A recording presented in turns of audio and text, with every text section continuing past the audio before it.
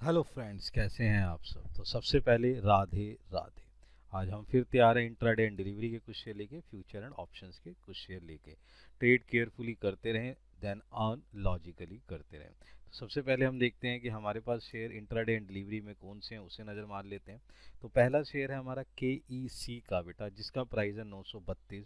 इस पे एक नज़र बना के चलते हैं, देखते हैं टेक्निकली चार्ट जिस तरीके से लग रहा है डाउन पोजीशन 13 ईएमआई के नीचे, इंडिकेटर पोजीशन भी जिस तरीके से लग रहा है आरएसआई और स्टोकास्टिक पोजीशन जो है डाउन पोजीशन में देता हुआ जो नज़र आ रहा है, वॉल्यूम लेवल जिस तरीके से नज़र आ रहा है वो खास वॉल्यूम लेवल नज़र नहीं आ रहा है। इस समय जो कमज़ोर स्थिति दिख रही है टेक्निकल चार्ट के अंदर, वो एक बहुत ही तरीके से अजीब तरीके से नज़र आ रही है। यहाँ पर हमें दो तीन चीज़ें समझनी है एज़ पर फंडामेंटली। यहाँ पर दो तीन चीज़ें मेरे को समझ में आई कि बैलेंस शीट में हुआ सुधार, अलग अलग कारोबार में कुल 114 करोड़ का जो ऑर्डर मिला है वो बेटर पोजीशन पे जाता हुआ नजर आया। ऑर्डर का मिल जाए इस तरीके से ऑर्डर बुक को पोजीशन को बढ़ाते हुए जो नजर आ रहा है, वो पोजीशन एक बेटर पोजीशन की तरफ नजर आ रहा है। ट्रांसमिशन और डिस्ट्रीब्यूशन की जिस तरीके से रेलवे से जुड़े जो इसको ऑर्डर मिले हैं, वो बहुत ही बेटर पोजीशन पे जाते हुए नजर आ रहे हैं, जहां ये लग रहा है साफ साफ की इंडिकेशन या बढ़ता हुआ नजर आएगा। जिसके ब्याह पे टारगेट हम थोड़ा सा बड़ा लेके 955 का लेके चल रहे हैं। डिप के ब्याह पे स्टॉप लॉस रहेगा 925 का, एक्शन रहेगा बाय का। इस पे आप एक नज़र बना के चल सकते हैं और अपना फ़ायदा लेके चल सकते हैं। आगे इस वर्कआउट में दिख सकता है, क्योंकि बेटा इस साल ना अभी कंपनी के अंदर कम से कम 13,500 करोड़ का ऑर्डर मिल चुका है, जो एक बहुत बड़ा बेनिफिशियल हो सकता है। नेक्स्ट बेटा हमारे पास शेयर है थाईकॉर का, जिसका प्राइस है 908। इस पे एक नज़र बनाते हैं, देखते हैं टेक्निकली चार्ट। जिस तरीके से टेक्निकली चार्ट में डाउन पोजीशन पिछले दिन देखी गई थी, कल जो है खरीदारी देखी गई है। जिस तरीके से ट्रेंड बन रहा था, वहाँ पोजीशन अभी 13 ईएमआई के ऊपर पोजीशन बना हुआ है। सो ये इंडिकेटर पोजीशन भी जिस तरीके से वॉल्यूशन में बढ़ाते हुए नजर आ रहे हैं, वो बहुत बढ़िया। वॉल्यूम भी बहुत अच्छा पोजीशन देता हुआ जा रहा है। टेक्निकली चार्ट से अगर देखा जाए तो ये बहुत ही अच्छा बढ़ता हुआ जा रहा है। इनकम की बात करूं तो मैं इनकम यहाँ पे मुझे कुछ सुधार में नज़र आई है। इनकम में 148 करोड़ से बढ़कर जो है 170 करोड़ हो गई है, जिसके बिहाफ पर ये कहा जा सकता है कि यहाँ पर जो पोजीशन है वो बढ़ती हुई नज़र आ रही है। बैलेंस शीट और फंडामेंटली का सुधार हो जाना, मार्जिन 25% से मुकाबले सही है जी 27% से बढ़ जाना, ये भी एक अच्छी तरीके से चीज़ों को देता हुआ जा रहा है। इबट्टा लेवल में होता हुआ सुधार भी एक अच्छी पोजीशंस को देता हुआ नज़र आ रहा है, जहाँ पे मुनाफा 20 20 करोड़ से बढ़कर जो है 26 करोड़ के करीब पहुंच चुका है, जो पोजीशन बेटे बहुत ही अच्छी पोजीशन दिखा रहा है। जिस तरीके से बैलेंस शीट में जिस तरीके से सुधार हुआ है, वो बहुत ही बेटर पोजीशन पे देता हुआ जा रहा है। जिसके भी यहाँ पे टारगेट ले रहे हैं 935 का, डिप के भी यहाँ पे स्टॉप लॉस रहेगा 895 का, एक्शन रहेगा बाय का। इस पे आप एक नज़र बना के चल सकते हैं। नेक्स्ट मेरे बच्चे शेयर है पिरामल फार्मा का, जिसका प्राइस है 217। इस पे एक नज़र बना के चलते हैं, देखते हैं ध्यान से। टेक्निकली चार्ट अगर ध्यान से देखने की कोशिश करें, डाउन पोजीशन कल एक खरीदारी नजर आई, उसके ऊपर बेटर पोजीशन है। 13 ईएमआई के भी नीचे पोजीशन देता हुआ जा रहा है। बॉलिंजर बैंड के हिसाब से भी वॉल्यूशन नहीं दिख रहा, लेकिन हाँ जिस तरीके से इंडिकेटर पोजीशन है वो थोड़ा सा बुलिश लेवल में अभी बना हुआ है। लेकिन यहाँ पर दो तीन चीज़ें फंडामेंटली नज़र आई। वो चीज़ें क्या है, जो आई है, जो इनकम है वो 17.3 से बढ़कर कितनी हो गई है, 2,224 41 करोड़ के करीब पहुंच चुकी है ये पोजीशन, जिसको मुझे लग रहा है कि यहाँ बेटर पोजीशन पे काम करता हुआ नज़र आ सकता है।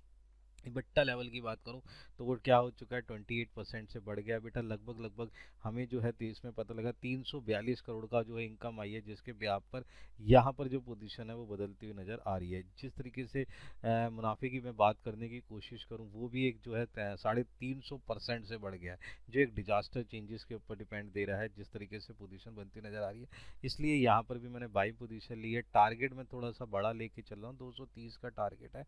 और डिप के भी यहाँ पे स्टॉप लॉस ले रहे हैं 215 का, एक्शन रहेगा बाय का। इस पे एक नज़र बना के चल सकते हैं। नेक्स्ट है बेटा एस्टर डीएम हेल्थ का, जिसका प्राइस है 402। इस पे एक नज़र बनाते हैं। टेक्निकली चार्ट अगर देखने की कोशिश करोगे तो जिस तरीके से डाउन जा रहा है 13 ईएमआई के नीचे, पोजीशन डाउन होने के कारण जो एक डेंजर लेवल के करीब पहुंचने की कोशिश कर रहा है, लेकिन अभी भी जो है डेंजर लेवल से ऊपर पोजीशन है।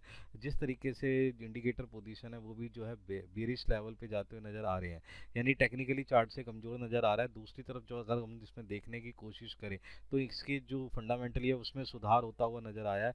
इनकम जो है 16% से बेटे बढ़ गई है, जो 1086 करोड़ का जो है प्रॉफिट देती हुई इनकम जो है नज़र आ रही है, जिसके बिहाफ पर हम ये कह सकते हैं कि पोजीशन जो है एक बेटर पोजीशन में जाती हुई नज़र आ रही है।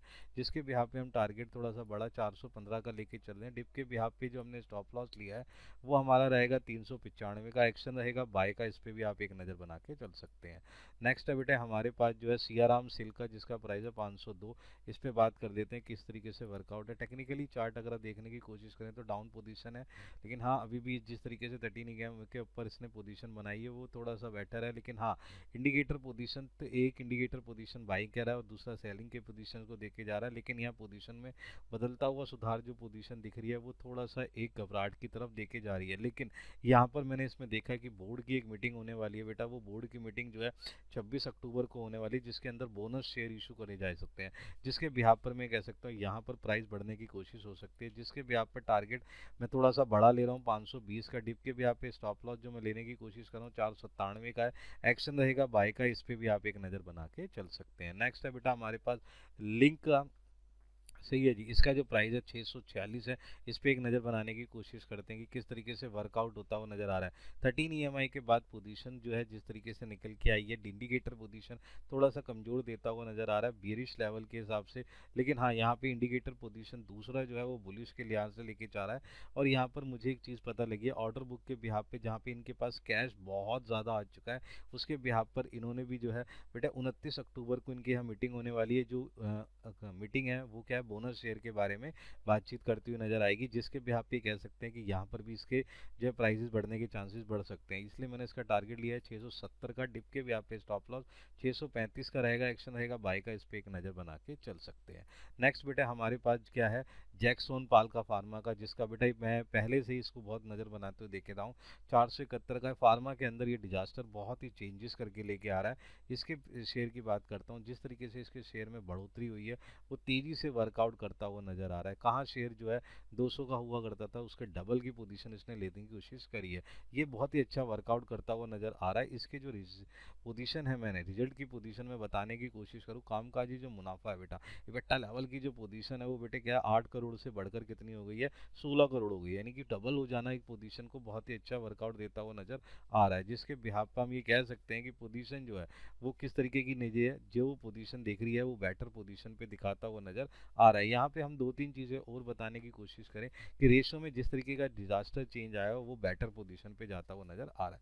जिसके बिहाफ पर यहाँ पर मैं टारगेट ले रहा हूँ 530 का बेटा, बहुत बड़ा टारगेट है, जिसके बिहाफ पे ये अचीव होता हुआ नजर आ सकता है। स्टॉप लॉस के लिए हमने 460, एक्शन रहेगा बाय का, इस पे एक नज़र बना के चल सकते हैं और पोजीशन देख के चल सकते हैं, और यहाँ पर वर्कआउट करता हुआ ये नज़र आ सकता है। यहाँ पर दो तीन चीज़ें और भी हैं जिन्हें हमें आसानी से समझने की कोशिश करनी है और पोजीशन को देखना है।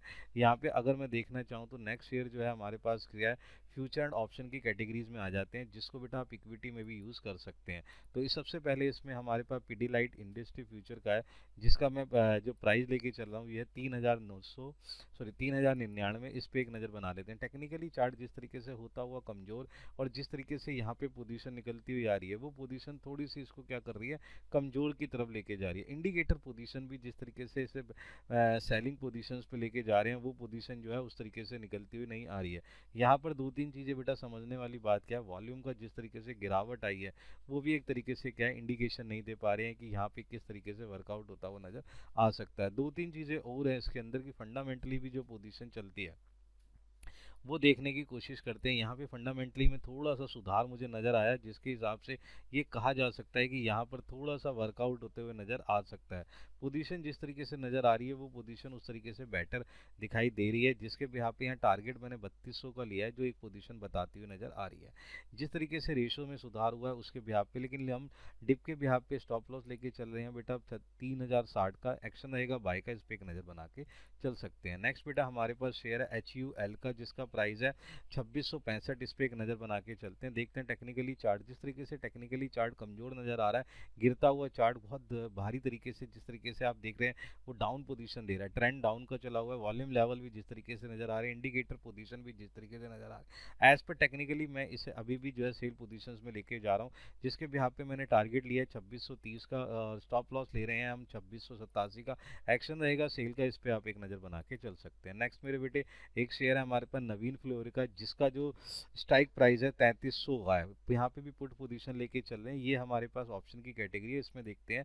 यहाँ पर अगर मैं देखने की कोशिश करूँ जिस तरीके से हुआ टेक्निकली चार्ट में गिरावट है वो पोजीशन है, लेकिन हाँ कल एक अच्छी खरीदारी नजर आई है, लेकिन अभी भी इसमें कमजोर स्थिति बनी हुई है, फंडामेंटली भी थोड़ा कमजोरी नजर आ रही है, ऑर्डर में कमी का होना भी इसके ऊपर एक पोजीशन को गिराता हुआ नजर आ रहा है, जिसके भी यहाँ पे टारगेट 120 का ले रखा है, पुट लेनी है मेरे बच्चे, और यहाँ पर जो स्टॉप लॉस ले रखा हूँ मैं 85 का, पुट का आपने बाय करनी है, सही है जी, इस पे ध्यान रख रहे चलना है। नेक्स्ट है बेटा हमारे पास AU स्मॉल फाइनेंस का, जिसकी 650 की स्ट्राइक प्राइस है, कॉल लेके चलनी है, 23 रुपये में मिल जाएगा, टारगेट 40 रुपये का है, इस पर एक नज़र बना के चलते हैं। जिस तरीके से इसमें डाउन पोजीशन है, लेकिन आते हुए अच्छी खबरें, सुधार होता हुआ जिस तरीके से पोजीशन नज़र आ रही है, कल इसने जो है जिस तरीके से पोजीशन बनाई है और जिस तरीके से पियर्सिंग पैटर्न को बनाने की कोशिश करी है, मुझे लग रहा है कि आज ये वर्कआउट करता हुआ नज़र आ सकता है, रेशो में होता हुआ सुधार भी इसकी पोजीशन को दे रहा है। यहाँ पे मैं टारगेट ले रहा हूँ 40 का, डिप के भी यहाँ पे स्टॉप लॉस 18 का है, एक्शन रहेगा बाय का, यहाँ कॉल बाय करनी है। तो ये कुछ ऐसे शेयर हैं जिस पे आप अपनी पोजीशन बना सकते हैं, देख सकते हैं, वर्कआउट कर सकते हैं और इसका बेनिफिट उठा सकते हैं।